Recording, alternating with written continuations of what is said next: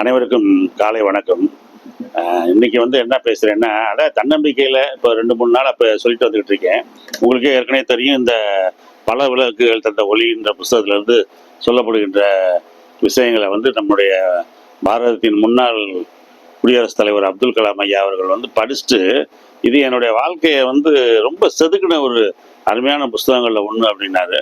உண்மையிலேயே அதை நான் படிச்சு பார்த்தேன். அதில் நிறைய விஷயங்கள் மனிதர்களுக்கு நம்ம சொல்ல வேண்டியதா இருக்கு. அதில் ரெண்டாவது தன்னம்பிக்கையை குறித்து சொல்ல வேண்டியதா இருக்கு. இன்னைக்கு என்ன சொல்றேன் அப்படின்னா, அதாவது நீங்க இழந்த இழந்த ஒன்றிற்கு ஈடான ஒன்றை பெற்றிருக்கிறீர்கள். நீங்க இழந்த ஒன்றை, நம்மளுக்கு ஒன்றை இழந்துட்டோமே அப்படின்னு நீங்க நினைச்சீங்கன்னா, அதற்கு ஈடான ஒன்றை நீங்கள் பெற்றிருக்கிறீர்கள். அதை கண்டுபிடித்து நீங்க அதை உங்களை வெளிப்படுத்தணும். அதுதான் இன்னைக்கு ஸ்டோரி. எப்படி அப்படின்னா, அமெரிக்காவில் ஒரு ஹாஸ்பிட்டல் சர்ஜரி முடிஞ்சு ஒரு பையன் பெட்டில் போட்டிருக்காங்க. ஒருத்தரை போட்டிருக்காங்க. போட்டால் மேலே போர்வை போட்டு மூடி இருக்கு. அப்போ கொஞ்ச நேரம் கழிச்சு அந்த போர்வையை வெளியே எடுத்தா, அந்த பையனுடைய நிலைமையை நீங்கள் பாருங்க. ஆச்சரியமா இருக்கு. 2 கைகளையும் எடுத்துட்டாங்க. 2 கைகளையும் எடுத்துட்டு 2 கைகளுக்கு பதிலாக ஸ்டீல்லே குக்கி மாதிரி, ஸ்டீல்லே. இது எந்த டைம்லன்னா 1945 அந்த டைம்ல செகண்ட் வேர்ல்டு வார் முடிந்த அப்ப இந்த பையனுடைய சர்ஜரி. இந்த பையன் தன்னுடைய கை 2ஐயும் பார்த்தது அப்படியே கலங்கி போயிட்டான். ஐயோ, இனி மனித ஜென்மம் எதுக்கு? இனி நம்ம உயிர் வாழ்றது எதுக்கு? இனி நம்ம லாயக்கே இல்லை. நம்ம எந்த உயிர் வாழ்வதற்கே லாயக்கில்லாத ஆளுன்னு சொல்லி புலம்புறான். ரொம்ப வேதனையா இருக்கு. அப்படியே அந்த ஹாஸ்பிட்டல்ல ஒரு செத்த கணம் மாதிரி கிடக்கான்.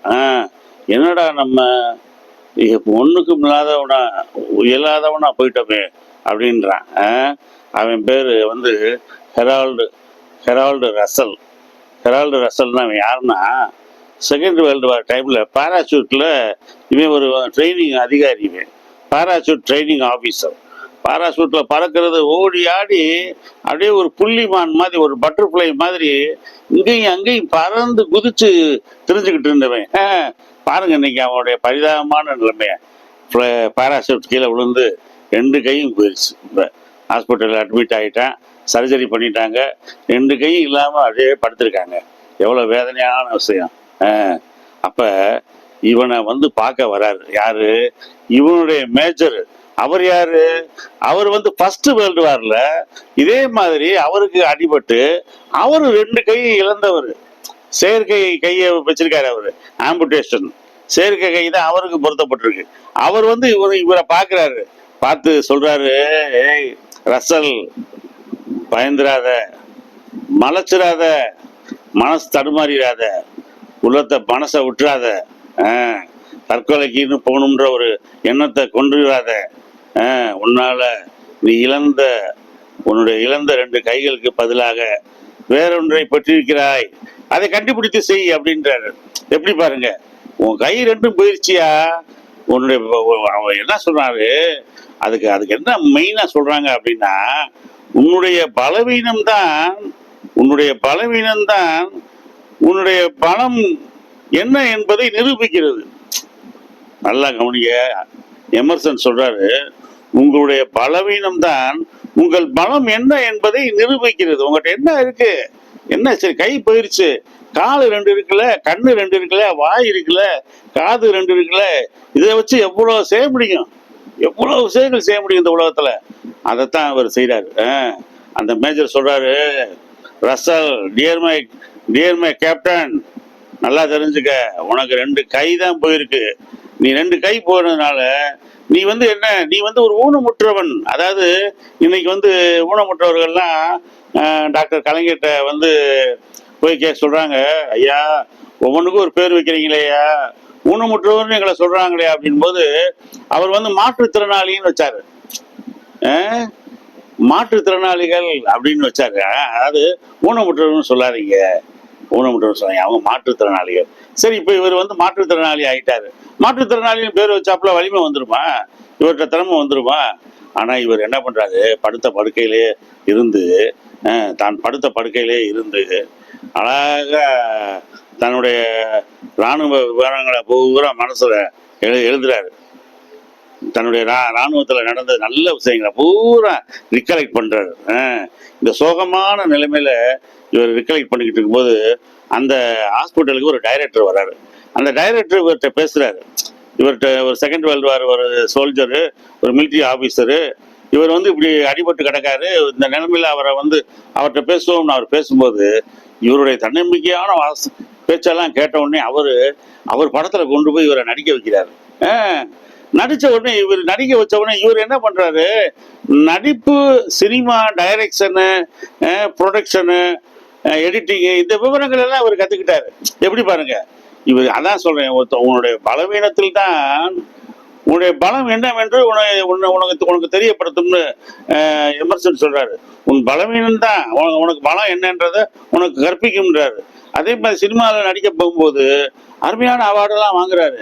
அவார்டு வாங்கினா இவருக்கு வந்து இப்போ திரைக்கதை எழுதுறதுக்குரிய ஐடியா வந்துருச்சு, அதை படம் எடுக்க வேண்டியதுக்குரிய ஐடியா வந்துருச்சு. எல்லாம் எப்படி பின்னாடி மியூசிக், எப்படி பின்னாடி வசனங்கள் சேர்க்கறது எல்லாமே இவருக்கு அழகா தெரிஞ்ச உடனே இவர் வந்து அந்த அந்த அவருடைய மேஜர் சொன்னார் பாரு, நீ வந்து ஒரு ஊனமுற்றவன் தான், நீ ஒரு மாற்றுத்திறனாளி தான், ஆனா நீ முடமாகி போய் விடவில்லை. நீங்க ஊனமுற்றவனுக்கும் முடமானவனுக்கும், முடம்ன்றதுக்கும் ஊனமுற்றதுக்கும் வித்தியாசம் பார்த்தீங்கன்னா, ஊனமுற்றவன்னா அவனுக்கு ஒரு கை கால் இருக்காது, ஆனா அவன் ஏதாவது வேலையை செய்ய முடியும். முடமானவன்னா அவனால் ஒண்ணுமே செய்ய முடியாது. Is not at all able to two anything, nothing. அவனால் எதையுமே செய்ய முடியாது. ஆனா ஊனமுற்றவன்னா அவன் எதையாவது செய்வான். இப்ப நீங்க பாடி பில்டிங்லேயே, எங்க பாடி பில்டிங்லேயே நிறைய பேர் ஊனமுற்றவங்க ஆணழகன் போட்டியில வந்து கலந்துக்கிடுவாங்க.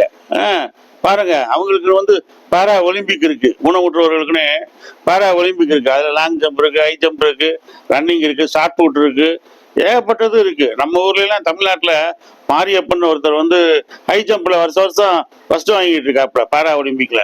எப்படி பாருங்க, அவன்கிட்ட எது தன்னிடம் இல்லாததோ அதை விட்டுட்டு எது தன்னிடம் இருக்கிறதோ அதைத்தான் கண்டுபிடிக்கணும். உன்னுடைய பலவீனத்துல இருந்து உன்னுடைய பலம் என்னன்றதை நீ கண்டுபிடிக்கணும் அப்படின்றாங்க. உன்னுடைய பலவீனம் தான் உன்னுடைய பலம் என்னன்னு உனக்கு சொல்லிக் கொடுக்கும்.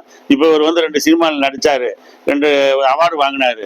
பார்த்தா இப்போ இவர் என்ன பண்ணிட்டாரு, தன்னுடைய வாழ்க்கையை இப்பதான் தொகுத்து தன்னுடைய இராணுவத்தில் நடந்த விஷயங்களை எல்லாம், அருமையான விஷயங்களை எல்லாம் தொகுத்து அழகா என் வாழ்வின் சிறந்த நாட்கள், என் வாழ்வின் உயர்ந்த நாட்கள், என் வாழ்வின் உயர்ந்த நாட்கள்னு ஒரு படம் எடுக்கிறார். பாட்டம் பிச்சுக்கிட்டு ஓடுங்க. நம்பர் 1 ஆயிட்டாரு. 2 கை இல்லாதவன் எப்படி சாதிச்சுதான் பாருங்க. அதான் அந்த மேஜர் சொன்னாரு, உனக்கு நீ ஊனமுற்றவன், நீ ஒரு மாற்றுத்திறனாளி, ஆனா நீ டோட்டலி முடமானவன் கிடையாது. உனக்கு ஏங்க முடியும், உனக்கு கை போயிருச்சு, ஆனா கால் இருக்கு, கண்ணு இருக்கு, காது இருக்கு, வாய் இருக்கு. அப்படின்போது இவர் தன்னுடைய திறமைகளை எல்லாம் வச்சு அருமையான ஒரு பெரிய டைரக்டர் ஆயிட்டாரு, பெரிய பணக்காரன் ஆயிட்டாரு. பணக்காரனான உடனே இவர் இழந்ததெல்லாம் இவர் மீட்கிறாரு. அருமையான வாழ்க்கை வருது, அருமையான மனைவி வராங்க, அருமையான வீடு வருது, அருமையான காரு, எந்தெந்த சந்தோஷம்லாம் இவரை விட்டு போச்சோ அது எல்லாம் இவருக்கு வந்துருச்சு.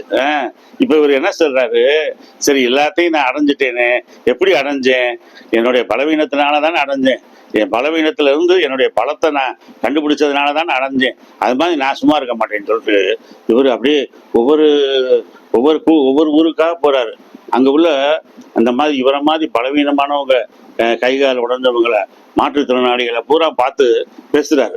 ஒன்றும் பயப்படாதீங்க, இந்த பாருங்க, நான் மேலேருந்து வானத்துலேருந்து கீழே விழுந்தவன், என் 2 கையுமே போயிடுச்சு, ஆனால் நான் இப்போ இன்னைக்கு எப்படி இருக்கேன் பார்த்தீங்களா, நல்லா இருக்கேன், கைதான் இல்லை, ஆனால் எவ்வளோ சுகமாக இருக்கேன், பணக்காரனாக இருக்கேன், மனைவி எனக்கு இருக்கா, வீடு இருக்கு, வாசல் இருக்கு, கார் இருக்கு, சொத்து இருக்கு அப்படின்னு சொல்லி அவங்களுக்குலாம் நம்பிக்கை ஊட்டுறாரு.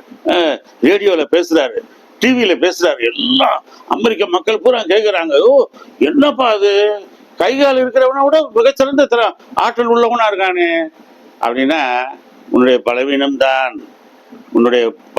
தான் உன் பலத்தை உனக்கு வெளிப்படுத்துகிறது எமர்சன் சொல்றாரு. அதனால நீங்க உங்களுக்கு ஒவ்வொரு தோல்வி ஏற்படும் போது படைச்சிடாதீங்க, ஐயோ நம்ம அன்ஃபிட்டா, we are unfit to be a மேனா, நம்ம ஒன்றுக்கும் உதவாதவனா, வி ஆர் நத்திங்கா, டோட்டலி ஜீரோவா, அன்ஃபிட் டு பி அ மேனா, எதுக்குமே உதவாதவனா, நம்ம பூஜ்ஜியம்மா, அப்படி லாயக்கு இல்லாதவனான்னு நீங்கள் நினச்சிடாதீங்க. உங்களால் நிறைய விஷயங்களை செய்ய முடியும். நீங்கள் அதை கண்டுபிடிக்கணும். அதை கண்டுபிடிச்சி நீங்கள் செய்கிறீங்கன்னா இன்னைக்கு வந்து உலகத்தில் வந்து நிறைய பேர், ஃபார் எக்ஸாம்பிள் நான் சொல்கிறேன், ஊட்டியில் முதல்ல ஒரு ஃபிலிம் இண்டஸ்ட்ரி இருந்துச்சு. ஊட்டியில் கொடாக் ஃபிலிம் இருந்துச்சு. அந்த கொடாக் ஃபிலிம் அந்த ரோல் செய்கிறவங்க டார்க் ரூமில் தான் செய்வாங்க. டார்க் ரூமில் செய்கிறவங்க யாருன்னா கண்ணு தெரியாதவங்க தான். கண்ணு தெரியாதவங்க தான் போய் அந்த டார்க் ரூம் இருப்பாங்க. அவங்க தான் அந்த ஃபிலிம் ரோலை செய்வாங்க. எப்படி பாருங்க, கண்ணு தெரியாதவங்க தான் அந்த அந்த விஷயத்த செய்ய முடியுது. அது மாதிரி உங்களுக்கு வந்து ஒரு சில நேரங்களில் நிறைய தம்பிமார்கள் நிறைய பேர் சொல்றாங்க, சார் எனக்கு ரொம்ப டிமோட்டிவா இருக்கு சார், ஒரு நல்ல தன்னம்பிக்கை தர மாதிரி ஒரு ஸ்டோரி சொல்லுங்க. உங்களுக்காக தான் சொல்றேன். கை இழந்தவன் தான் எப்படி ஆயிட்டான் பாருங்க. பெரிய ஜம்பாவான், பெரிய டைரக்டரு, பெரிய ப்ரொடியூசரு, பெரிய ஒரு ஹீரோ ஆயிட்டாரு. இன்னைக்கு அவரை கூப்பிட்டு ஏகப்பட்ட கடைகளை திறக்க சொல்றாங்க. அவர் ஏகப்பட்ட ஸ்கூல்ல, பள்ளிக்கூடங்கள்ல, காலேஜில் அவருக்கு ஏகப்பட்ட வரவேற்பு. வாங்க வாங்க எங்க பிள்ளைகிட்ட வந்து பேசுங்க, தன்னம்பிக்கை குறித்து பேசுங்க, எங்க பிள்ளைய வந்து சோர்ந்து போயிடக்கூடாது, அவங்களுக்கு நல்ல மனசு வந்து புலங்காகில படையணும், அவங்க நல்ல கம்பீரமாகணும், அவங்க வீரமா இருக்கணும், அவங்க உற்சாகமா இருக்கணும், அவங்க வந்து வாழ்க்கையில பின்தங்கிடக்கூடாது, சோர்ந்து போயிடக்கூடாது அப்படின்றதுக்கு நீங்க நல்ல உற்சாக டானிக்கா உங்க வாழ்க்கையை பத்தி சொல்லுங்கன்னு சொல்றாங்க. இவரும் நல்ல எல்லா இடத்துக்கும் போறாரு. அமெரிக்கால உங்களுக்கு தெரியும், அமெரிக்கால அந்த பிளாக்ல வந்து 50 ஸ்டார் இருக்கும். 50 ஸ்டார்னா 50 மாநிலம். இன்னைக்கு அலாஸ்கா வரைக்கும் 50 மாநிலம், 50 எல்லா ஸ்டேட்டுக்கும் போறாரு. போய் தனக்கு ஏற்பட்ட இன்னல்களையும் அதை எப்படி நான் ஓவர் கம் பண்ணேன்றதையும், தன்னுடைய மேஜர் வந்து தனக்கு எப்படி வந்து ஐடியா கொடுத்தாரு, தன்னம்பிக்கை கொடுத்தாரு, உத்வேகம் கொடுத்தாருன்றதை பத்தி இவர் ஒவ்வொருத்தையா சொல்லி அப்படியே பெருமைப்படுறாரு. பெருமைப்பட்டு அவங்களையும் உற்சாகப்படுத்துறாரு. எல்லாம் ஏகப்பட்ட பேர் ஃபோன் பண்றாங்க, லெட்டர் போடுறாங்க. ஐயா உங்க பேச்சை கேட்டோம், மரணம் அடைகிற தருணத்துல இருந்தேன், தற்கொலை பண்ணிக்கிற நிலைமையில இருந்தேன், ஆனா நான் பாருங்க அருமையா இன்னைக்கு ஓவர் கம் ஆயிட்டேயா, ரொம்ப நன்றியா, நீங்க உங்க வாழ்க்கை தாயா என்னை உத்வேகம் அடைய வச்சுச்சியா, உண்மையிலேயே என்னுடைய பலவீனத்துல இருந்து தான் என்னுடைய பலத்தை நான் கண்டுகொண்டுகிட்டேன். நீங்க கூட நம்ம தமிழ்நாட்டை கூட ஃபார் எக்ஸாம்பிள் சில சில சில கண்ணு தெரியாதவங்க பேட்டி கொடுத்துருந்தாங்க. அதாவது அவர் சொல்றாரு, நான் வந்து என் மனைவியை காதலிச்சேன், என் மனைவியை காதலிச்சதும் அவங்க அப்பா அம்மாலாம் சேர்ந்து, சொந்தக்காரங்களாம் சேர்ந்து என் மூஞ்சில ஆசிட்டை ஊத்திட்டாங்க, என் 2 கண்ணுமே தெரியலைங்க, அப்படியே நிற்கதியா நின்னேன், அப்படியே ரொம்ப வேதனைப்பட்டேன். கடைசியில் என்னன்னு பார்த்தா அந்த பொண்ணே என்னை வந்து கல்யாணம் முடிக்கிறேன்னா, மனசு தளராதீங்க, நானே உங்களை கல்யாணம் முடிக்கிறேன்னா. அவள் கல்யாணம் முடிக்கிறேன்னு சொல்லும்போது நான் என்ன பண்ணேன், நான் இனிமேல் ஊனமுற்றவன் ஆகிட்டேன். இனி என்ன செய்யறது, நான் முடங்கி விடலை. ஆனால் நான் மறுபடியும் இவர் வயர் சேர் பண்ணுறாரு. சேர்கள் எல்லாம் வயர் பண்ணுவாங்கல்ல, வயர் பண்ணுவாங்க பாருங்க, அந்த மாதிரி வயர் சேரில் வயர் பண்ணுறாரு. அப்புறம் வந்து பப்ளிக் பூத்து, கண்ணு தெரியாதவங்க பூத் நடத்துவாங்கல்ல, டெலிஃபோன் பூத்து, அது நடத்துறாரு. ஸ்டாப். அப்ப அதான் அவர் சொல்றாரு, நீங்க வந்து மனசு தளர்ந்துடாதீங்க. இந்த மாதிரியான நான் சொன்னேன் பாருங்க, இந்த கண்ணு தெரியாம ஆனாலும் கூட அந்த பெண்ணு வந்து அவங்களே காதலிச்சு அந்த வீட்டை விட்டு வெளியே வந்து இவரவே திருமணம் முடிச்சு, இப்ப வந்து அவர் வயர் சேர் பண்றவராகவும் பப்ளிக் பூத்து நடத்துறவராகவும் பெரிய தன்னை திறமைகளை அவர் கொஞ்சம் கொஞ்சமா வளர்த்துக்கிட்டாரு. வேற என்ன பண்ண முடியும்? அதனால நீங்க சோர்ந்து போயிடாதீங்க அப்படின்றாங்க நிறைய பேர். இப்ப ஒரு சின்ன ஒரு உதாரணம் சொல்றேன். ஒரு ஹாஸ்பிட்டல்ல வந்து நல்லா எல்லாம் இயங்கிக்கிட்டு இருக்காங்க. திடீர்னு அந்த ஹாஸ்பிட்டல்ல வந்து ஒரு நாள் நெருப்பு பிடிச்சிருச்சு. நெருப்பு பிடிச்சா எல்லாரும் ஹாஸ்பிட்டலை விட்டு ஓடுறாங்க. எல்லாம் ஓடுனதும் ஒரே ஒருத்தர் மட்டும் சொல்றாரு, ஐயோ வருது, அந்த அந்த ஹாஸ்பிட்டல்ல கடைசியில் ஒரு ரூம் இருந்துச்சு, அங்க வந்து ஒரு 50 பேர் நோயாளிகள் இருந்தாங்களே, நடக்க முடியாது அப்படின்ற சூழ்நிலையில இருந்தாங்களே, அவங்க டிசேபிள்டா இருந்தாங்களே, மாற்றுத்திறனாளிகளா இருந்தாங்களே, அவங்க என்ன ஆனாங்க அப்படின்னு போய் பார்க்க போனா அங்க இருந்த 40 பேர்ல 38 பேர் தப்பிச்சு ஓடி போயிட்டாங்க. மிச்சம் 2 பேர் தான் இருக்காங்க. அந்த 2 பேர் வீல் சேர்ல நடக்க முடியாம இருக்காங்க. மற்றவங்க எல்லாம் வீல் சேர்ல நடந்துகிட்டு இருந்தவங்க, கம்ப வச்சு நடந்துகிட்டு இருந்தவங்க, கூட ஆளுக துணையோட நடந்துக்கிட்டு இருந்தவங்க எல்லாருமே நெருப்பு அப்படின்னு வந்த உடனே தன் உயிரை காப்பாற்றணும்னு ஓடி போயிட்டாங்க. அப்ப அவங்களுக்குள்ள இவ்வளவு நாள் நடக்கக்கூடிய, ஓடக்கூடிய, தங்களை காப்பாற்றக்கூடிய, தங்களை பிரச்சனைகளிலிருந்து தப்பி வைக்கக்கூடிய எல்லா திறமைகளுமே இருக்கு. ஆனா அதை அவங்க வெளி கொண்டு வரல. அந்த நெருப்பு வந்த உடனே தன்னை காப்பாற்றிக்கிறதுக்காக ஓடுறாங்க. அதான் சொல்றேன், உங்க பலவீனத்திலிருந்து உங்கள் பலம் என்னன்றதை நீங்க தெரிஞ்சுக்க முடியும். அந்த அந்த 38 பேர் ஓடி போயிட்டாங்க, 2 பேர் மட்டும் தான் இருந்தாங்க, அவங்கள அந்த ஹாஸ்பிட்டல் இருந்து காப்பாத்திட்டாங்க. அது மாதிரி தான் உங்களுக்குள்ளேயுமே ஒரு சில பிரச்சனைகள் வந்த உடனே நீங்க மனசு தளர்ந்துடக்கூடாது. சில பேருக்கு தீராத நோய் வந்துடுது, பிரச்சனை, சுகர் வந்துடுது, ப்ரெஷர் வந்துடுது, ஹார்ட் ப்ராப்ளம் வந்துடுது, கேன்சர் வந்துடுது, மலைச்சு போயிடுறாங்க. ஐயா எனக்கு இப்படி வந்துருச்சையா, நான் அப்படி ஆளு, எவ்வளோ கோவில்களுக்கு போனேன், எவ்வளோ தேங்காய் உடைச்சேன், எவ்வளோ நெடுமண்டி போட்டு பிரார்த்தனை பண்ணேன், எவ்வளோ வேல் குத்திக்கிட்டேன், அங்கங்களையெல்லாம் புண்ணாக்கிக்கிட்டேன், கடவுளுக்காக எவ்வளோ பட்டினி கிடந்தேன், உண்ணாவிரதம் இருந்தேன், எல்லாம் கரெக்டு தான். நோய் வர வேண்டிய வயசுல கரெக்டாக வந்துடுது இல்லை, பாரம்பரியத்தின்படி வந்துடுது, நம்ம சாப்பிட்ற உணவின்படி வந்துடுது, நம்மளுக்கு அம்மா அப்பாவுக்கு ஏதாவது இருந்தால் அந்த வழியாக வந்துடுது, ஏதாவது ஒரு வகையில வந்துடுது. அப்ப நோய் வந்துருச்சுன்னா, if sickness is unavoidable, you relax and enjoy it. நோய் வந்துருச்சா தவிர்க்க முடியலையா, பயப்படாத, அதை எதிர்கொள்ளு, அதை ஒரு நண்பனா ஏத்துக்க. நோய்க்கு ஏற்ற மாதிரி உணவை கொடு, நோய்க்கு ஏற்ற மாதிரி மருந்து கொடு, நோய்க்கு ஏற்ற மாதிரி உடற்பயிற்சி செய்யு, நீ இன்னும் ரொம்ப நாள் வாழலாம். என்ன சொல்லிக்க, நல்லா இருக்கிறவனோட நோய் வந்தவன் ரொம்ப நாள் வாழலாம். ரெண்டாவது, அந்த நோயை பத்தி நிறைய விஷயங்கள் வெளியில பேசி மக்களுக்கு விழிப்புணர்வு ஏற்படுத்தலாம். நான் லண்டன்ல இருந்தப்ப ஒரு பொண்ணு, அந்த பொண்ணுக்கு வந்து எய்ட்ஸ், அவனுடைய லவ்வர் வந்து ஒரு கேனா, அவன் வந்து பல பேர்கிட்ட பழகுவான். கேன்றவன் பல பேர்கிட்ட பழகும், ஒரு பேர்கிட்ட தான் பழகணுன்ற கிடையாது. அவன் ஹோமோசெக்சுவல்லையும் ஈடுபடுவான், பெண்கள்கிட்டையும் பழகுவான். அதனால ஓரின சேர்க்கையாளர் இருந்தவன், அவனுக்கு வந்து அந்த எய்ட்ஸ் வந்து இந்த பொண்ணுக்கு வந்துருச்சு. அப்புறம் நாங்கள் கேட்குறோம், what was your reaction when you are heard that you are affected by AIDS அப்படின்னப்ப அவங்க சொன்னாங்க, நான் எய்ட்ஸ்ன்னு எனக்கு சொன்னப்ப நான் ரொம்ப பயந்துட்டேன், அழுதுட்டேன். காரணம், எனக்கு ஒரு மக இருந்தா, அருமையான மக, இப்போ அந்த பிள்ளைய வச்சுக்கிட்டு நான் எப்படி செய்யறதுன்னு. அப்புறமேட்டு எனக்குள்ள தன்னம்பிக்கையை வளர்த்துக்கிட்டு எய்ட்ஸ் பேஷண்ட் எங்கெங்க இருக்காங்களோ அங்கெல்லாம் போய் நான் பேசினேன். எய்ட்ஸ் இந்த மாதிரி என்னை அஃபெக்ட் பண்ணுச்சு, நான் மெடிசின் எடுத்துக்கிட்டேன், முறையான வாழ்க்கையை வாழ ஆரம்பித்தேன், முறையான உடற்பயிற்சி செஞ்சேன், எய்ட்ஸை நான் எதிர்த்தேன், எய்ட்ஸ் நோய் இப்போ என்னை விட்டு கொஞ்சம் கொஞ்சமாக மறைஞ்சிக்கிட்டு இருக்கு. அந்த மாதிரி நீங்கள் வந்து உங்களுக்கு ஒரு நோய் வந்துருச்சா பயந்துடாதீங்க, ஐயோ நம்மளுக்கு நோய் வந்துருச்சு, தைரியமாக ஃபேஸ் பண்ணுங்க, ரைட்டு, அதுக்கான மெடிசனை சாப்பிடுங்க. சரியான மெடிசின், ஹோமியோபதி இருக்குது, அலோபதி இருக்குது, சித்தா இருக்குது, யுனானி இருக்குது, என்னென்ன மெடிசின் இருக்கோ அதில் உங்களுக்கு எது சூட் ஆகுதோ, உங்களுக்கு எது நன்மை தரும் அப்படின்னு நீங்கள் நினைக்கிறீங்களோ அந்த நல்ல மெடிசனை எடுங்க. மெடிசன் எடுத்துட்டு உங்கள் நோய்க்கு ஏற்ற மாதிரி அந்த உணவை சாப்பிடுங்க. அந்த உணவையும் மெடிசினையும் சாப்பிட்டு உங்கள் நோய்க்கு என்ன உடற்பயிற்சி டாக்டர் சொல்கிறாங்களோ, மருத்துவர்கள் சொல்கிறாங்களோ அதை செய்யுங்க, மலைச்சிடாதீங்க. தொடர்ந்து உங்களால் முன்னேற முடியும். நிறைய நண்பர்கள் இதை நீங்கள் கேட்டுக்கிட்டு இருப்பீங்க. நான் இப்பயும் சொல்கிறேன், உங்களுடைய பலவீனத்திலிருந்து தான் உங்களுடைய பலத்தை நீங்கள் அறிய முடியும். உங்களுடைய பலவீனத்திலிருந்து தான் உங்களுடைய பலத்தை நீங்கள் அறிய முடியும். ரெண்டாவது, நீங்கள் வந்து ஒரு மாற்றுத்திறனாளியை தவிர நீங்கள் வந்து ஒரு முடமானவன் கிடையாது, ஒன்றுக்குமே இயலாதவன் கிடையாது. உங்களால் நிறைய விஷயம் செய்ய முடியும். அந்த விஷயங்களையெல்லாம் நீங்கள் கண்டுபிடிங்க. நிறைய இப்போ பெரிய அழகான மியூசிஷியனாக வரலாம், பெரிய பாடகராக வரலாம், மியூசிக் எழுதுகிறவராக வரலாம்.